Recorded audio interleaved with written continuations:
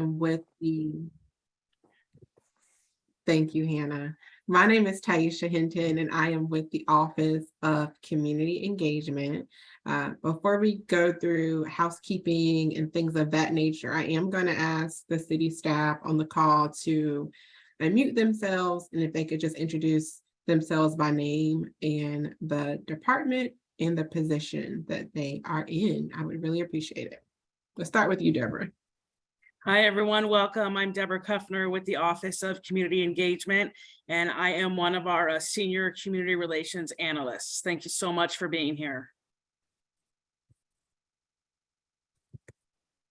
Good evening, everybody. My name is Brody Abbott, senior planner from Comprehensive Planning and Development, and I will be presenting on the community connectors, and it's good to have everyone here. Hi, everyone. I'm Hannah Reckow, senior planner, also with Comprehensive Planning and Planning and Development. Hey, Katie. Hi, everyone. I'm Katie Dombrowski, Communications Manager for Planning and Development, just helping with some tech support tonight and happy to be here.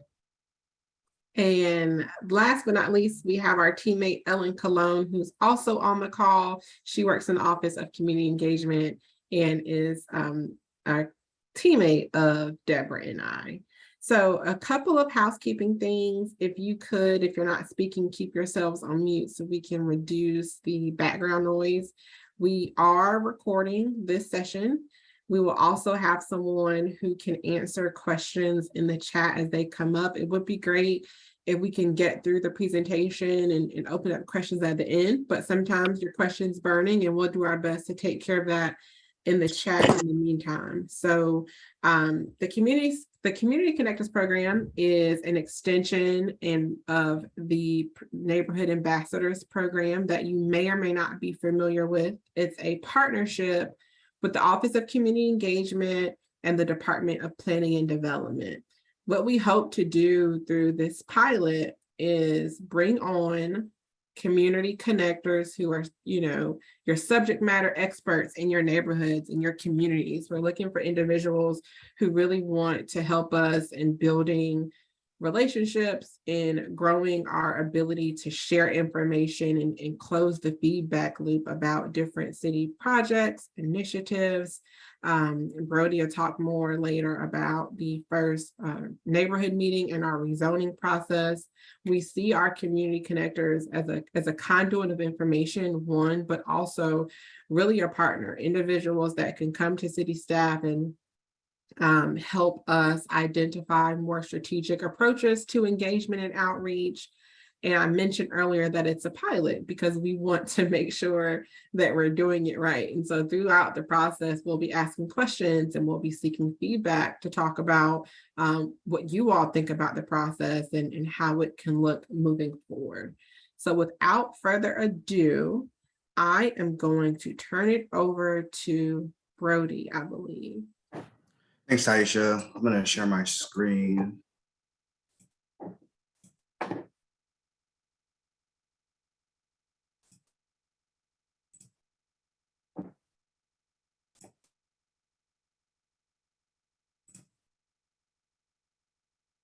Can you all see that okay? Great. Thanks for that intro, Taisha.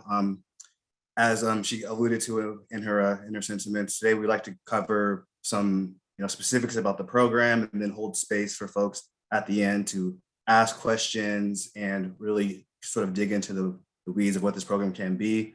As Taisha also said, it's a pilot, so it's very iterative.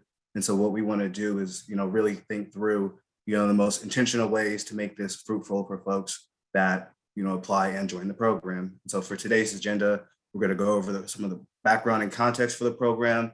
I'll highlight some program goals. I'll talk through some of the roles and responsibilities for a prospective connector, speak to the financial compensation that's included with your time spent with us, highlight the recruitment timeline, talk through a little bit about the onboarding, and then we'll hold space for questions. So in terms of the background and context about the program, Taisha really, I think, hit it home with her sentiments, but really, partnering with community members like herself to provide equitable distribution of information. This individual would be a conduit, from city staff to the community We really want to elevate local knowledge, and we see that as, you know, almost superseding some of the information that we oftentimes use to make decisions, like, you know, traditional data, you know, the lived experience of people in your community and yourself are the things that in which I think make programs like this very important and intentional about changing your community. And so that's where we see sort of that feedback loop, being able to bring back information that you hear at neighborhood meetings, or, you know, when you're out in the community, to staff to address them in a more intentional way. In terms of some of the community connector goals, and really thinking about, you know, who we want to hire, and who we want to hire are those that are trusted voices within neighborhoods to help expand our engagement efforts, really help educate communities about the initiatives and programs that are going on in your backyard, and really supporting the rezoning process and planning and development. It's sort of in terms of some logistics. This is the council district map. You all may be familiar. You all may be familiar with this. But in terms of how folks get assigned, based off of your zip code and where you live, you'll be assigned to that council district. And so as you go through your rezoning case process, you'll be, you know, typically assigned to cases that are in your neighborhood. And my computer is freezing. Apologies. In terms of some roles and responsibilities, as I mentioned, the connector primary role is to be representative at neighborhood meetings, the first neighborhood meeting in particular. That meeting, oftentimes the applicant will go through the rezoning change or the text change in question, and be able to sort of gauge the room of the folks who are in that meeting about, you know, whether or not there's, you know, discrepancies or issues with that particular text change. And then another sort of role and responsibility, you know, that Taisha highlighted is, you know, just being able to share information, you know, that's specific to, you know, your respective community. In terms of financial compensation, you know, and just the process moving forward, we'd like to hire 15 community connectors. You know, we're targeting folks from underrepresented communities, and I'd like to touch on that for a second. The city of Raleigh has really been intentional about thinking about racial equity and how we center that in our work. And part of that is really looking at our stakeholders and who have not been traditionally at decision-making tables and represented at public meetings. And so we want to make, you know, a concerted effort to really highlighting those disparities and being intentional about making our, you know, community leaders look like our community. And part of this process as well, you'll receive a $20 stipend, an hour for 5 hours a week. And in terms of the sort of the contractual agreements, you'll serve as more of an independent contractor. So there's some recruitment timeline details. First, if you are curious to learn more, always look at the website that you see here. Feel free to jot it down. We can always put it in the chat as well.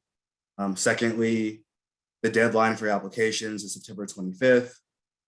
We plan to review applications short after that. And then the planner, one of the planners within our team will reach out for an interview if you are selected to move forward after the application process.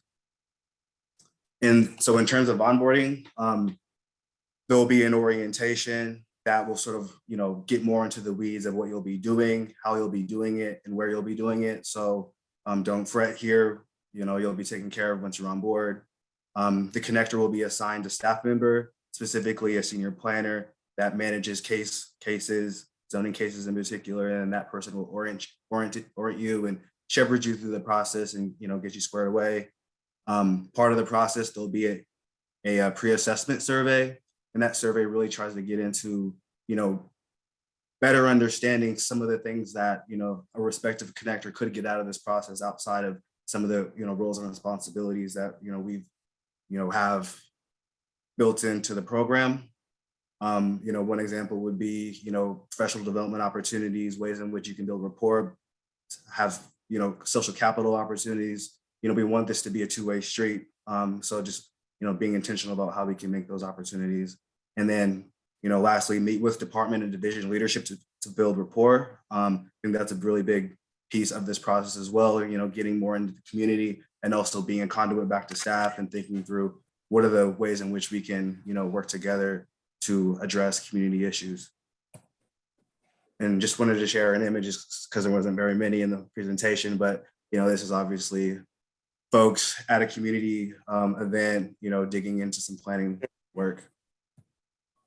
And that is the end of the presentation. Apologies for the technical difficulties and questions.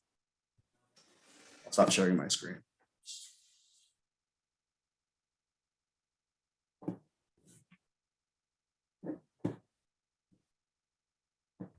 I was on mute. Okay, we'll start with questions. Thank you so much, Brody. You can either take yourself off of mute.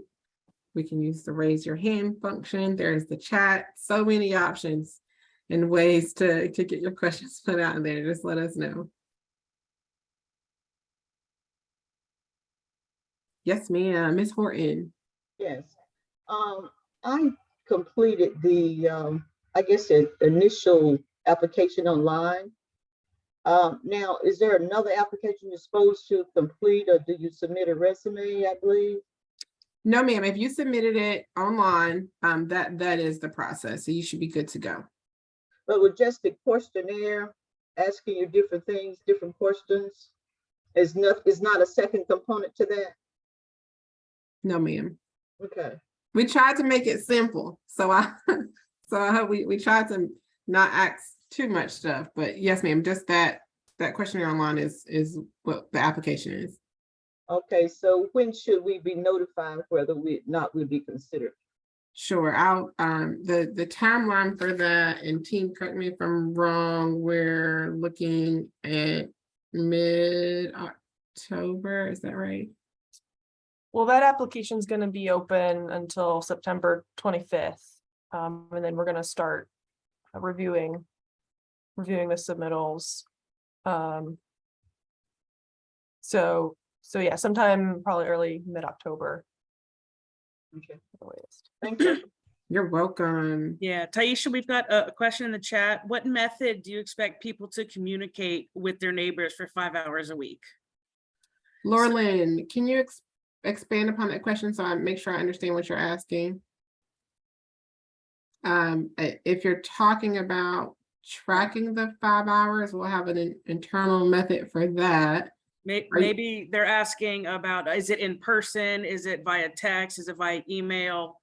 Okay. Is that more accurate? Sure. It'll vary. It'll be different meetings that are already scheduled. It'll include their check-in meetings with city staff. So it'll be multiple avenues for the communication piece. Yeah. And I'm trying to Yeah. Taisha, there's a few more questions. I'll keep reading them out if that's Sure. easier for you, and then the group can hear it as well. sure. There's a question from Marilee Jacobson. How is this program different from what the CACs used to do on a volunteer basis? Yeah, that's a great question, Marilee. So the work of the community connectors is not just focused on rezoning. So they will also be used, hopefully in the future, by all city departments with different city initiatives. For example, one of the initiatives that we have right now is something called the Public Project Community Support Fund. And that's an initiative to offset the impacts of large-scale community investments. And so those individuals, let's say if we're looking at a project around New Bern Avenue, will help us conduct outreach specific to that project. Or if there's a different initiative that the Office of Sustainability has, and they're in need of some direct outreach and engagement, then the community connectors would help them with that. So their roles and responsibilities are going to vary depending on the project that is on the table at the time. So that's one of the distinctions there. Great. This question may be better for Hannah or Brody. Why is rezoning taking place and what exactly does that mean? Sure, yeah, I can take that one. So every piece of land in the city has zoning, Raleigh zoning, which is sort of the rules of what can be developed there. And the rezoning process is the process where property owners can request the city that different zoning be applied. So it's essentially different rules for development on that property, and that has a public process. That has a number of steps with public meetings at each one. And the component that Brody referenced during the presentation was the neighborhood meeting. So those are at the beginning of the process, a meeting with surrounding property owners and residents to discuss that request. It's one of the first opportunities for community engagement in that process. And thank you, Hannah. Really quick, I want to grab Terry's hand because I see it up, and then we'll jump right back to the chat.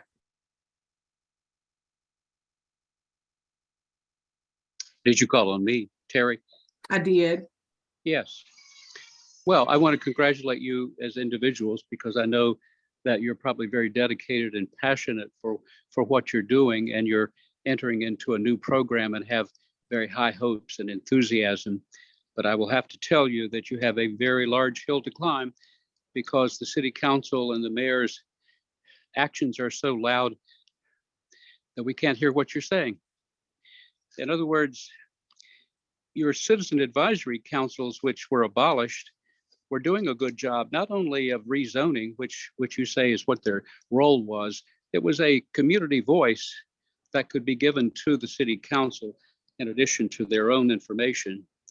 And so these rezoning meetings, or the subject of going to be the subject of your connectors work to begin with, are very, very difficult meetings. I think you're going to have a very hard time establishing trust in the communities and finding these trusted voices, because the credibility of the city council is at an all-time low. So I think an awful lot of money has been spent on establishing this new agency, but the actions of the city council as it relates to the missing middle text changes really worked against anybody having input into the changes. And I read on your website that text changes now go into effect before they're actually passed, and then you get input. It seems like you have that very backwards. It should be input first and then text changes. But I think it's going to be a very, very difficult time building trust in the community. Thank you for your comments, Terry. The next question that we have in the chat that I'm trying to read, Diane, yes, you're correct. Living in an I'm sorry, I'm reading and thinking. Yeah. So your question is, would an interested individual meet your preferred candidate list? Yes, we encourage anyone, especially you talked about living in community that's 55 plus residents. We definitely would encourage you or someone in that community to apply. Yeah, Taisha, there's two Sure. questions. There's two questions in the chat that are related to Okay.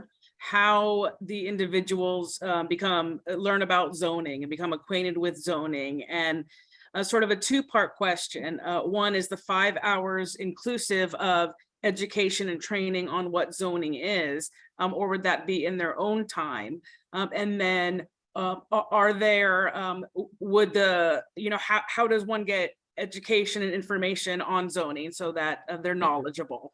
That's great questions. Thank you Yeah. so much. So when the community connectors come on board, there will be a period of onboarding or training, if you will. We'll make sure that information is provided and that the individuals that will be working in that role are confident and have the knowledge base going into these meetings. We're not asking you all to, become project planner overnight. We'll provide the context and the information, and you'll have staff support and the resources available to ensure that you're successful in the role. Great. There was also a question asking about equipment. Would the individuals, the community connectors, use their own laptops, use their own phones to do the communication? Or would that is something that it will be provided to them? That's a great question. And so initially it'll be city staff will provide some equipment. We'll have to get into the logistics. I don't foresee specific laptops, but we do have loaners that are available. So we can definitely, once we get the people in, identify the equipment that's necessary. There are some individuals that prefer a clipboard and a really good number 2 pencil, right? So we just need to have a conversation around what the needs are and what's going to work best for the folks that we bring on. Great. I'm not seeing any hands, so I'll just keep reading kind of what's in the chat, if that's helpful. Philip Law asked if we had a description or a list of what underserved communities mean. And then sort of a follow-up that might be connected is from your earlier communications regarding the Community Connector program. It appears that we're not interested in hiring anyone, people of color. Did I perceive that incorrectly? So just get some clarification there. Okay, I'm a visual learner, so I'm trying to find the question and respond to it. What was the first question? What does underserved communities mean? How do we describe that? Yeah, that's a good question. So that can be based off of income, that can be based off of gender or race, that can be based off of language barriers. There are many different ways in which various communities in the city of Raleigh are underserved. So there's not one definition to that. We just want to make sure that individuals that may not typically be involved in the conversation or typically at the table or typically providing input are represented in the group of individuals that are brought on board. And then what was the second one, Deborah? The second one was Laura Lynn wanted to get some clarification on who we're interested in hiring. And Laura Lynn, please jump in to clarify. But it seems to. Oh, I see it. Okay. Yeah, Laura Lynn, based off what I'm seeing in the chat, I would definitely say that you perceived that incorrectly. I'm not sure what your where that came from, but if you'd like to explain more, but the answer to your question is we are not only interested in hiring people of color, simply put. Eric, I see you're welcome for answering your question. Yeah, I mean, 5 hours it could be too little, it could be too much. We're doing this all together, but we definitely won't expect you to work for free.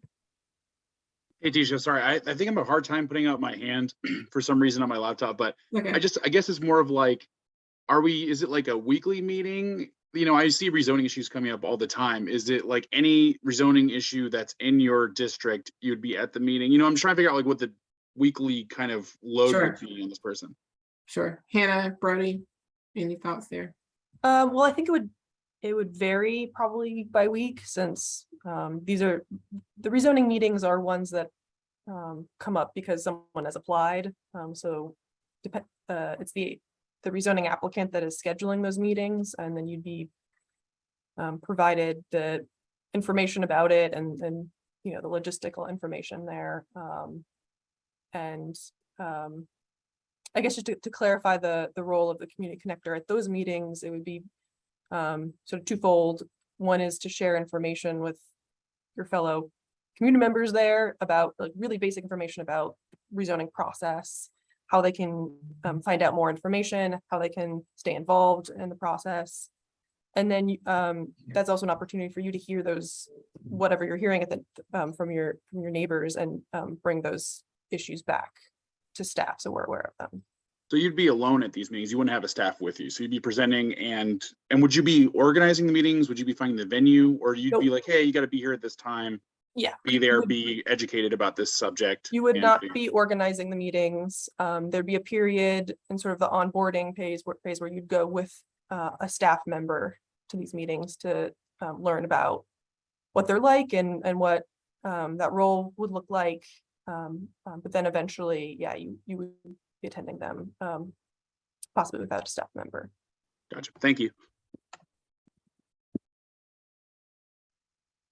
Excuse my brief moment off camera. My little one stormed in the house, so I apologize. I think Terry raised his hand again, Taisha. Oh, Terry. Thank you. I understand there's a bus, a citizen engagement bus that is going to be part of the program. How does that work and what does it do? So we have received approval to purchase an engagement vehicle. It may tie into the community connectors at some point. Right now, it does not. It'll be housed in the Office of Community Engagement. And the point of the vehicle is to provide the opportunity for city departments, city staff, and community partners to meet people where they are by taking information, tools, and resources into communities. Aside from expecting or anticipating that all community members always come downtown or to a facility building to get a question answered or a need met. So when you say vehicle, is there any kind of, I mean, is it like a city bus or is it a van or is it, do we know any more about it? Has it been purchased? Do we know anything about it?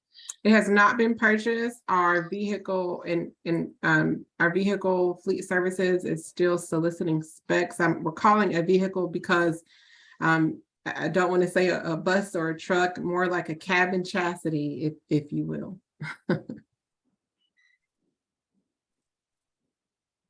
Well, would that be scheduled sites and times, or will it be occasional, or do we know, is there anything been written about it or prospectus about it? So again, Terry, I'll answer that question and we can have a conversation more about the vehicle. I want to make sure that we give people the opportunity to answer specifically about the Community Sure. Connectors program and that we don't get the two confused. But yes, once it's purchased and that is all taken care of, we will have logistics. We'll have the opportunity for neighborhoods to request the vehicle to come to their community. We'll post the schedule of the vehicle, where it'll be, where community members can meet the vehicle, what type of event or information that we'll be sharing. Once we get to that point, all of that will be made available. Thank you. You're welcome.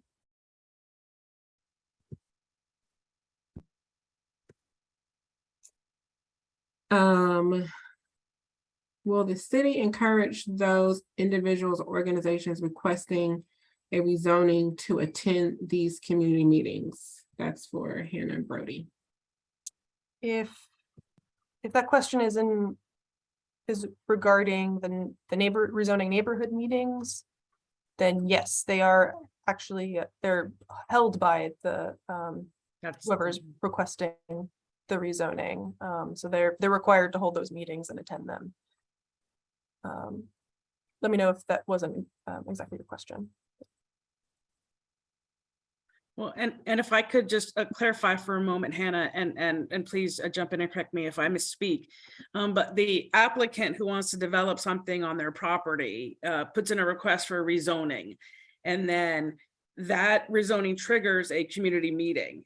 And then that community meeting is where we're thinking, right, again, this is a pilot program, but that community meeting is where the community connector would share that information about the meeting, about the project with their neighbors, with their, well, just with their neighbors, anybody who might be impacted. And then they all go to the meeting, to the community meeting. Did I capture that accurately? Yeah, the community connector would attend the meeting. They can certainly share information with their neighbors about it. There is already a rules in place that require certain people to be invited by mail and notice to be given on the site as well. So they're not responsible for getting people to show up, but yeah, they could certainly play a role in that as well.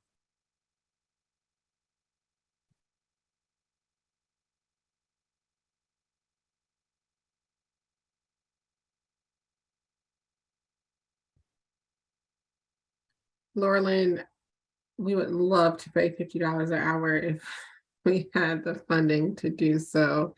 Ashley says, when will the community connectors be chosen and start attending meetings?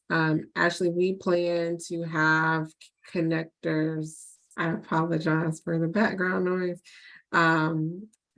Selected mid to late October. There'll be a period of time to get contracts in place.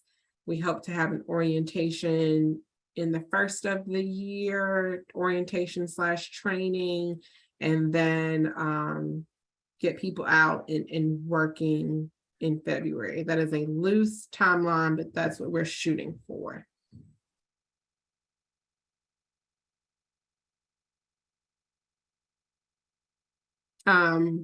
Eric, is there a time limit on how long you can serve as a connector? So as a community connector, so excuse me, this first program is for the fiscal, it's for a year, if I'm not mistaken, and then we'll, so the signing it will be for the year, and we'll have those exact dates available for you once we get everyone on board.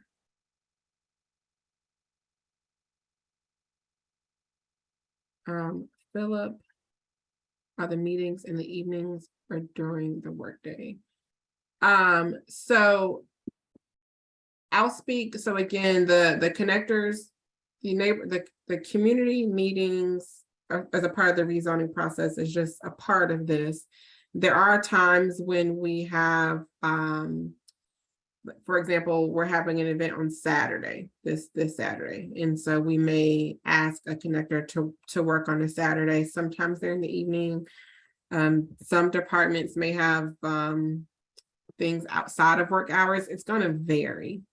The community meetings for rezoning, if that's what you were asking about, are typically in the evening. But just remembering that the connectors will do more than just those community meetings.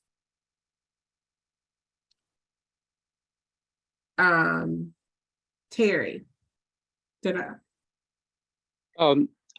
I guess at the beginning of this program, there are a lot more questions than answers, but, and I'm sure, not like Jeopardy, I can't put this in the form of a question, but it seems like that if the city was interested in really engaging the community, they would have added this component, this connector component, to the citizen advisory councils that were already in place, and use that as maybe adjunct staff to those groups which were already organized and meeting in the communities and already had a solid base there. So I guess here's the question, if you had a new mayor and council and you reinstitute the community advisory councils, do you foresee that this person could work hand in glove with those CACs? So a couple of things there.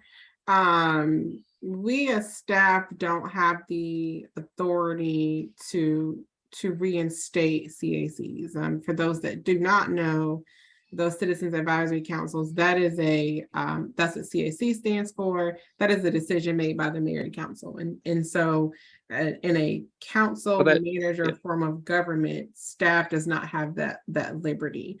So what we are doing is finding ways and being intentional about where the opportunities exist for us to be intentional about engagement. And this is that. Anything pertaining to who is the mayor, who is the council, and what they decide to do is not something that staff has any authority over. Sure. I guess what I'm saying is that seems like a good idea. So when we do get a new mayor and council and they reinstitute the citizen advisory councils, I think this connector idea could be a good idea to work with those. So thank you. You're very welcome. I'm not sure if Diane's hand was up or the question in the chat, Deborah, so tell me which way to go, left or right. Diane on her hand. Diane, Okay. please. Hey, Diane. I just have the question.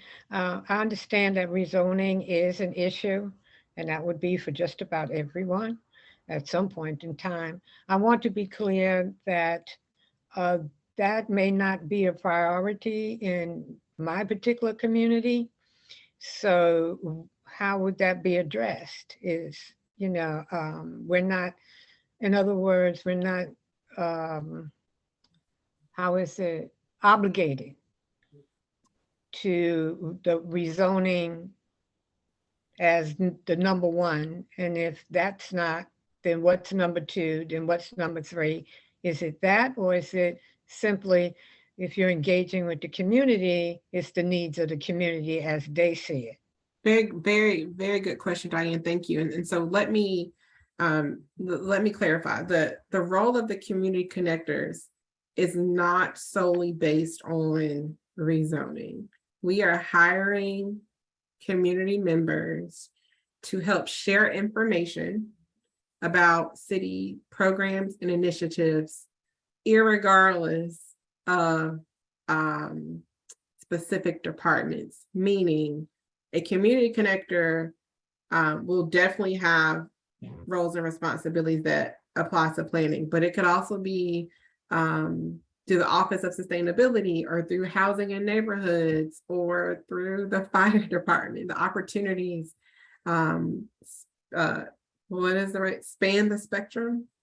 That's not the right term, but go across the spectrum of what exists, of the type of community initiatives that would take place. So it's not just rezoning. And I'll just say that one more time, the connectors will not only focus on rezoning. We are looking at this from a comprehensive organizational aspect as to how do city departments, all city departments, not just planning and development, and we love planning and development, but how do we help all city departments get information out and feedback back to those departments about whatever initiative or program that they have going on at the time. So you are very right that it's not everyone's priority. That is not the top of everyone's list. We know and acknowledge that, and we will partner with the community connectors to do just that. And Eric, to address your question, which I think feeds off of what Taisha was saying, is right now this is designed as a pilot program. And thus, since we're partnering with the planning and development department, that's why it may sound very zoning heavy right now, because it is just designed as the pilot program. But as Taisha just mentioned, the idea is to expand that into the other departments. Does that answer? Great. Great. Larry, I see your message about there's a city communication representative on next door. Is this person a part of this? And I can't speak tonight. Is this person a part of this effort? I am going to assume that the communication you saw came actually from our communications department, more than likely, or that is correct. May not be directly related to this.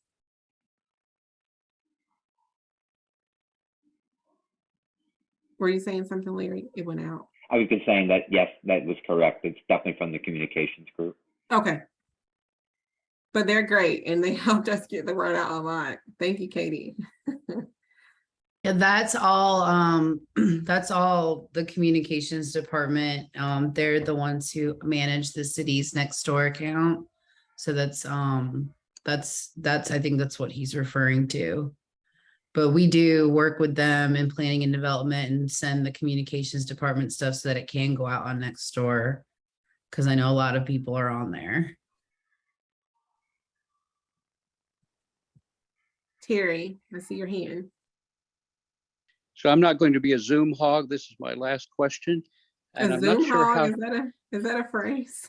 I don't even know it's a thing or not, but let's just call it that. Okay. For somebody that tries to dominate. I just have one more question. I'm not sure how to put it in the form of a question, so I'm going to raise my voice at the end of the sentence so that it sounds like a question. Okay. But anyway, a lot of discussion tonight has been about zoning type issues. Follow me here, but it seems like that once the council in these text changes did away with public hearings and public notice and appeals to the city council, they nullified any true credibility for asking people what they thought. So the connector is not going to make up for citizens being able to know about through a public notice and public hearing on zoning projects. That's the way it has worked for many decades. And so I'm just, I'm leery again, and I think this is why it's going to be a very, very tough job, especially if any of the, or a lot of the work has to do with zoning. So that's my question. Thank you. Okay, I was waiting for the part where you raised your voice at the end, but I hear you. I think what's important to just emphasize one more time is that the Community Connector program is not solely focused on rezoning. And that the work that they'll be responsible for will really run the gamut and have plenty of opportunities outside of just rezoning. Right. And I just want to hit home again that it's a pilot. We're really iterating off of this, and we're really trying to get feedback along the way so that we can address issues like this when they arise. If, Connector says, hey, I'm doing too much rezoning work, I think we can tailor and pivot from, that particular workload, and hopefully we're nimble enough to do that. Right. But I would say that, a lot of this feedback is really important because, this is the type of stuff we want to know. But, in the same vein, there's going to be other opportunities outside of rezoning that you'll be able to, do the work without. Yeah, focusing on rezoning. that's great, Brody. David and Wayne, I would say yes, almost. Everything is right, but it's a pilot between community engagement and planning. And planning is a part of the focus, but one of the other things that may come up in this, like I mentioned earlier, there's an initiative called the Public Project Community Support Fund, which is going to focus on neighborhood stabilization and letting businesses in the New Bern Avenue area know what money is available to them and how we can help sustain their business during the construction of the BRT. Or another potential project could be weatherization, heat equity. There are so many cool initiatives that are happening that we really need to get the word out about. But yes, we are looking for ambassadors that are willing to be a partner with us to get the word out about connections and initiatives. That was well put. You get to run the Zoom call next time. And then I saw a hand somewhere, but I lost it. It's Larry. Larry's. Okay. Yeah, I think the program has a lot of possibilities, and I know it's a pilot program. I will just mention that there is a need for community engagement for cross departments. For example, in our neighborhood, we have streets suddenly blocked off for detour. Turned out it's a city project for sewer lines and water lines. I've been trying to get them to post something so everybody knows what's going on. Now, if we could do this across departments and then have some kind of broadcast coming out of that, that would let everybody in the area know what's going on. It goes on a major road. It's something that most people come across, not just the neighborhood. But that's just an example of if we went cross department and each department perhaps submitted ideas for what needs to be communicated out, rather than tying the pilot to planning, I think that might be a better approach. Yeah, great point. And I that is a focus of the community engagement office. So thank you for that. We have Ellen's taking notes, by the way, so we'll have that captured. And then I think that's L. Davis. Will connectors call regular meetings that are advertised, promoted, or will they just talk one-on-one with neighbors? Great question. I don't know the answer to that. As far as like calling meetings that are promoted or advertised, kind of like an advisory board or commission does, that won't be required. We can definitely discuss how we'll provide updates to the community about the meetings that the community connectors attend, but we'll jot that one down and get a better response than what I just gave you for that one. L. Davis. I have a Thank question. Yes, ma'am. I am amazed how large the city of Raleigh has become. Even in my calling the city of Raleigh, trying to get some information, I am transferred to so many different people. Mhm. How will a connector know which person or which department to contact? I was just completely overwhelmed that I had to take a rest for about a week and then start calling back again. Would there be training about the roles and responsibilities of different departments that the connector would be in communication with? Absolutely. So first, I apologize for your experience. That is not ideal customer service. Thank you for sharing that. But yes, the reason that the connector will be, selected in October and does not start till February, because we wanted to make sure that we take the time to share information, educate the connectors before they go out, and so they know what to say. And if they don't know the exact response, they know where to find the response for when they conduct that follow-up. Absolutely. And then I think I cut L. Davis. I think I cut you off. You were speaking. I apologize. Thank you. I actually just wanted to follow up. I don't type fast enough to put it in the chat. I think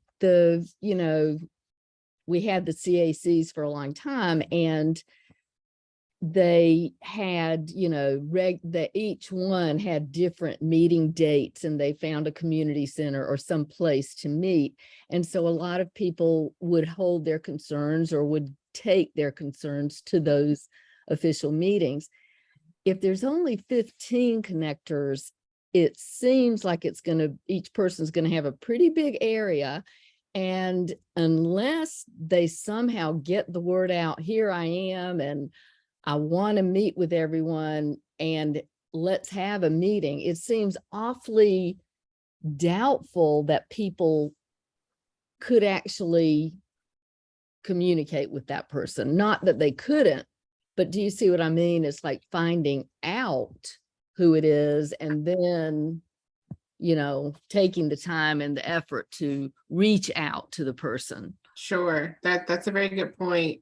One approach that was taken with the neighborhood ambassadors, for example, there was like a picture of the person that I'm sure they gave consent for, and a blurb, and then how to contact this individual, right? And so once we get the group on board, we need to have a conversation about contact preferences and things like that.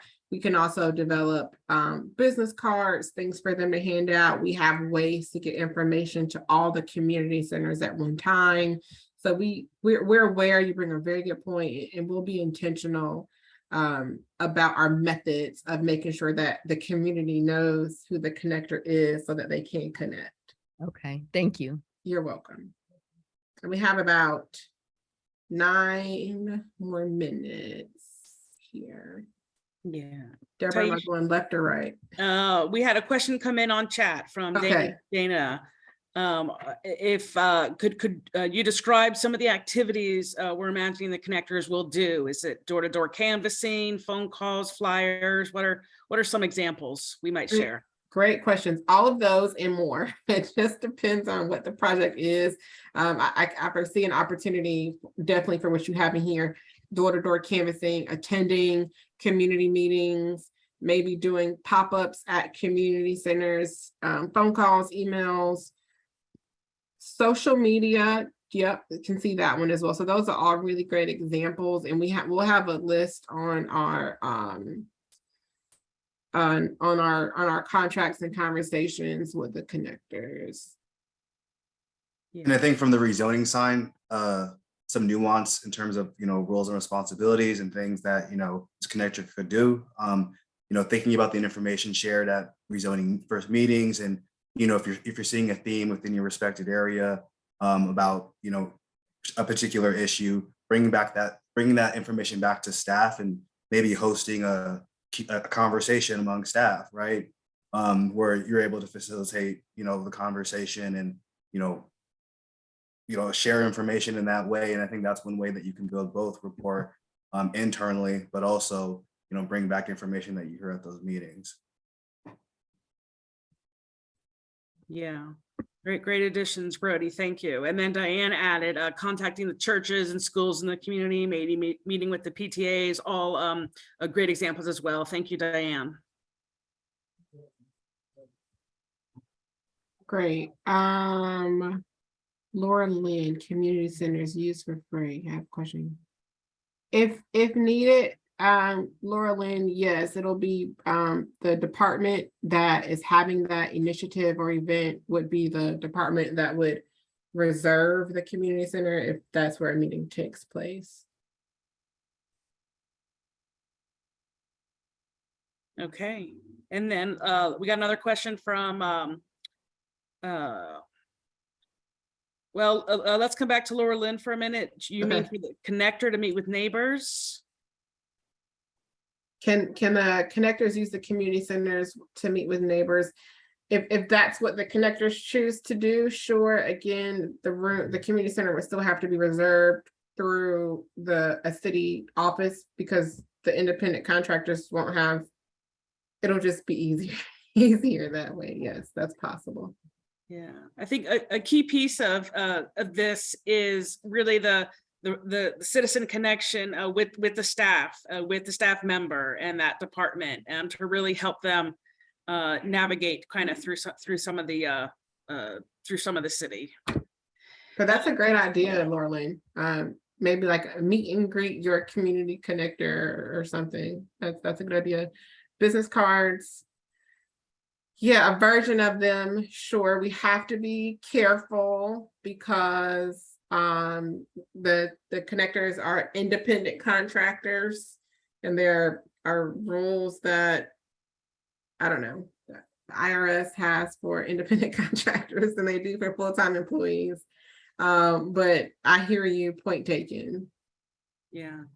Taisha, will you speak to the time flexibility? Eric asked a question. Will the city work with contractors that have scheduling challenges or full-time jobs or other responsibilities? How would the flexibility in those 5 hours work? Absolutely. We'll be as flexible as possible. We do, plan to have representation across all of the districts. So, you'll have a partner, if you will, if it's something that you can't attend. We plan to have schedules out ahead of time. We never plan to tell you. I received a call today at 3:30 that I had to do something at 5:30. I would never do that to y'all. And I won't tell you who did it to me because I want to keep my job. But those, we won't do stuff like that. I know pilot programs, you're just kind of working along and learning as you go, and then later on you can implement or improve in the area. Are there any flexibility in the very beginning? Because starting up a program requires way more than 5 hours a week. You could possibly phase down later in the program, but initially, most pilot programs will require more than that. So the person that's hired, would you say, okay, after you do your 5 hours, that's it for the week? Or would you say, okay, we can add 2 more hours on? Yeah, so it all goes back to a budget, right? And so we can take a look at that because what we have, I don't have the exact number with me. I'll have to check with my teammate in planning, but if we have X amount of dollars, exceeding the X amount of dollars means it has to come from somewhere else. And so 5 is just the safe space for right now, but we'll, Ellen, if you could just make note of that for us to drill down on that some more. Ms. Horton, to your point, we hear you.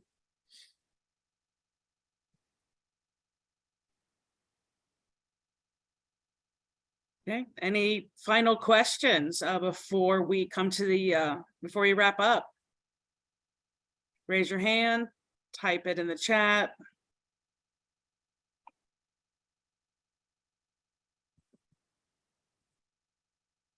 And Terry, I see I'm reading, and I know you told me you wouldn't be a Zoom hog. So how about we connect? I'll send you my email address and let's have a conversation. I can't drill down on all of that in 1.5 minutes. So I'll put my email address in the chat.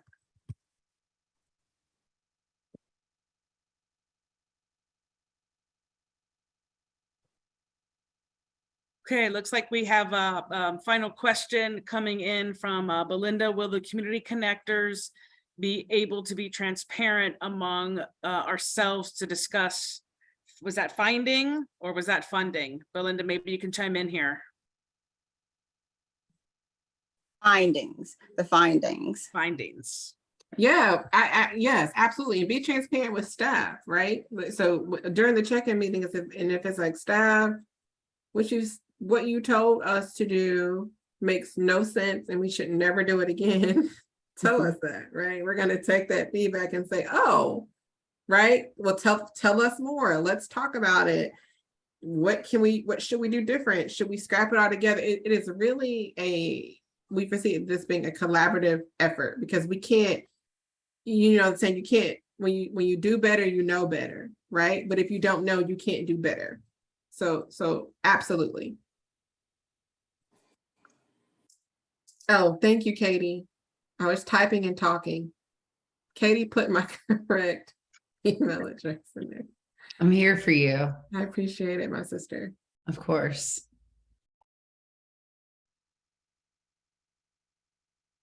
Okay. Thank you, everyone. Again, applications are available until September 25th. Ellen, if you could drop the community engagement email address in the chat too. That's where we try to take all of our general questions because it's just easier to keep up with. So Ellen will post that email address in the chat. And thank you so much. I hope that you have dinner waiting for you somewhere.